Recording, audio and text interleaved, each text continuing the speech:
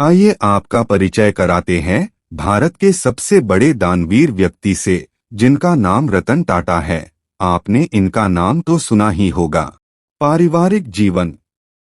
रतन टाटा का जन्म 28 दिसंबर 1937 में भारत के सूरत शहर में हुआ था। जब रतन 10 साल के थे और उनके छोटे भाई जिमी 7 साल के थे, तभी उनके माता पिता नवल और सोनू मध्य 1940 के दशक में एक दूसरे से अलग हो गए। तत्पश्चात दोनों भाइयों का पालन पोषण उनकी दादी नवजबाई टाटा द्वारा किया गया। रतन टाटा का एक सौतेला भाई भी है, जिसका नाम नोएल टाटा है।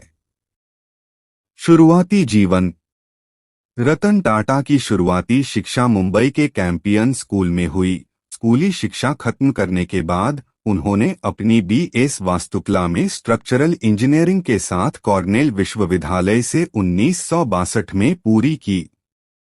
इसके बाद उन्होंने हार्वर्ड बिजनेस स्कूल में एडमिशन लिया, जहां उन्होंने 1975 में एडवांस मैनेजमेंट का कोर्स कंप्लीट किया। रतन टाटा ने भारत में वापसी करने से पहले लॉस एंजल्स, कैलिफोर्निया में थोड़े समय के लिए काम किया, लेकिन अपनी दादी की बिगड़ती तबीयत को देख अमेरिका में बसने का सपना छोड़कर उन्हें वापस इंडिया आना पड़ा। भारत आने के बाद उन्होंने आईबीएम के साथ काम किया, लेकिन जेआरडी टाटा को ये पसंद नहीं आया और उन्होंने रतन टाटा को टाटा ग्रुप से साथ काम करने का मौका दिया। इसके बाद से ही उनके करियर की असली नींव रखी गई। टाटा स्टील में काम। 1961 में पहले कुछ शुरुआती दिनों में उन्होंने टाटा स्टील के शॉप फ्लोर पर काम किया। उसके बाद वो धीरे धीरे टाटा ग्रुप की और कंपनियों के साथ जुड़ गए। एक समय आया जब उन्हें 1971 में राष्ट्रीय रेडियो और इलेक्ट्रॉनिक्स कंपनी नेल्को में डायरेक्टर इंचार्ज के लिए चुना गया।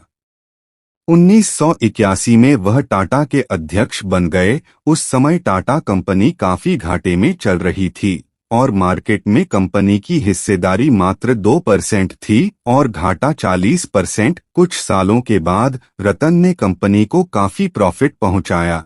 रतन टाटा ने कंपनी को नीचे से ऊंचाई पर पहुंचा दिया था। क्यों कहा जाता है रतन टाटा को भारत का सबसे बड़े दानवीर? कि 2008 में मुंबई में हुए 26 नवंबर के हमले में ताज होटल में जितने भी लोग घायल हुए थे, उन सबका इलाज टाटा ने ही कराया था।